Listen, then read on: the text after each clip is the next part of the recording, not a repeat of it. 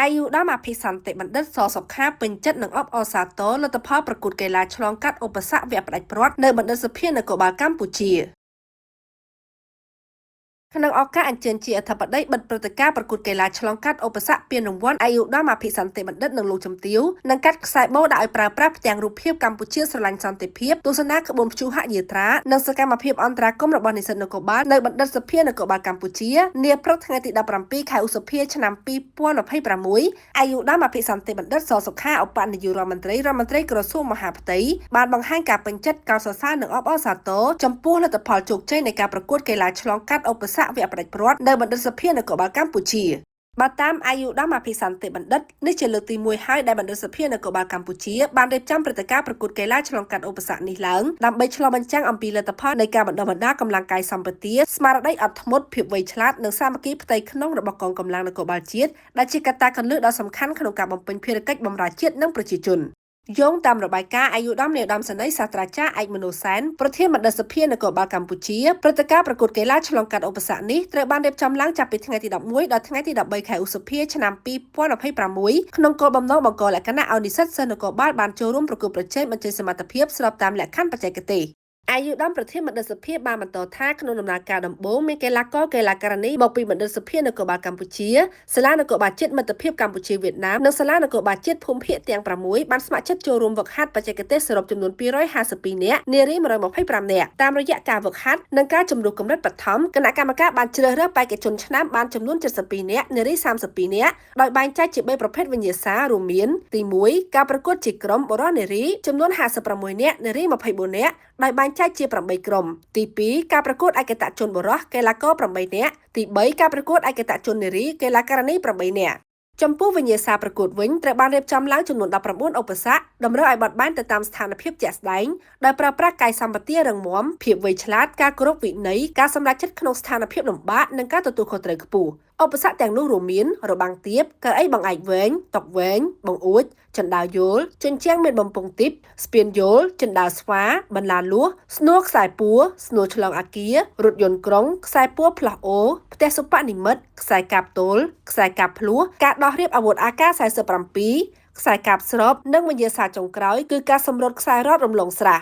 ចំពោះលទ្ធផលគណៈកម្មការប្រកួតបានជំរុះយកតែចំណាត់ថ្នាក់លេខ1លេខ2និងលេខ3ដោយកីឡាករឆ្នាំទាំង3ចំណាត់ថ្នាក់នេះទទួលបានពាននិងរង្វាន់លើកទឹកចិត្តរួមមានទី1ការប្រកួតជាក្រុមបុរសនារីចំណាត់ថ្នាក់លេខ1ទទួលបានពានមាសមេដាយមាសថវិកា3លានរៀលលេខ2ពានប្រាក់មេដាយប្រាក់ថវិកា2លានរៀលលេខ3ពានសំរិទ្ធមេដាយសំរិទ្ធថវិកា1លានរៀលរីឯក្រុមមិនទទួលបានចំណាត់ថ្នាក់នឹងទទួលបានថវិកា50,000រៀលក្នុងមួយក្រុម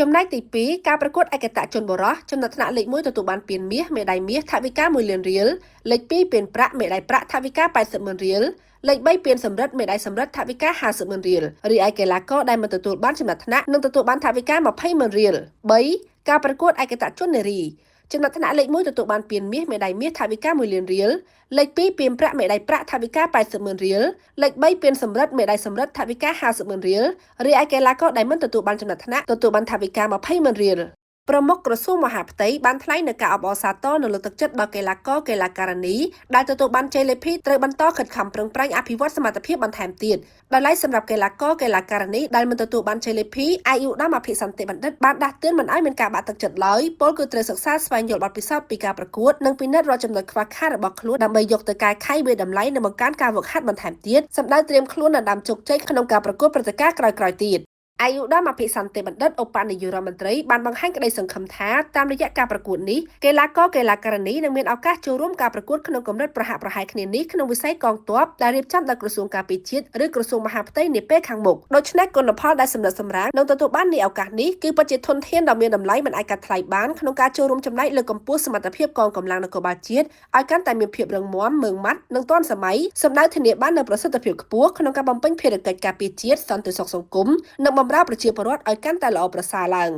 ងក្នុងឱកាសនោះដែរអាយុដំអភិសន្តិបណ្ឌិតឧបនាយករដ្ឋមន្ត្រីក៏បានថ្លែងរំលឹកដោយក្តីគោរពក្ដួលនិងដឹងគុណយ៉ាងជ្រាលជ្រៅបំផុតចំពោះគុណបំណាច់ដ៏ធំធេងមិនអាចកាត់ថ្លៃបានរបស់វីរៈកងទ័ពនិងវីរៈនគរបាលជាតិគ្រប់ជំនាន់ដែលបានលះបង់សាច់ស្រស់ឈាមស្រស់និងបូជាជីវិតដើម្បីបុព្វហេតុការពារមាតុភូមិថែរក្សាសុខសន្តិភាពស្ថិរភាពសង្គមនិងសន្តិភាពសាធារណៈជូនជាតិមាតុភូមិនិងប្រជាពលរដ្ឋរហូតមកដល់សព្វថ្ងៃ សូមបញ្ជាក់ថាក្នុងពិធីដ៏ឧឡារិកនេះអាយុដ៏មកបនាយករដ្ឋមន្ត្រីក៏បានអញ្ជើញកាត់ខ្សែបូដាក់ឲ្យប្រើប្រាស់ជាផ្លូវការនៅផ្ទាំងរូបភាពកម្ពុជាស្រឡាញ់សន្តិភាពព្រមទាំងបានអញ្ជើញទស្សនាការសម្ដែងក្បួនព្យុហយាត្រានិងសកម្មភាពអន្តរាគមន៍បង្ក្រាបបទល្មើសផ្សេងៗរបស់និស្សិតនគរបាលយ៉ាងរស់រវើកនិងប្រកបដោយភាពម៉ឺងម៉ាត់ដែលក្បួនព្យុហយាត្រាមានចំនួន8ផែនទី1ផែនការពារទង់ជាតិទី2ផែននិស្សិតបរិញ្ញាបត្រឆ្នាំទី4ទី3ផែននិស្សិតបរិញ្ញាបត្រឆ្នាំទី3ទី4ផែននិស្សិតបរិញ្ញាបត្រឆ្នាំទី2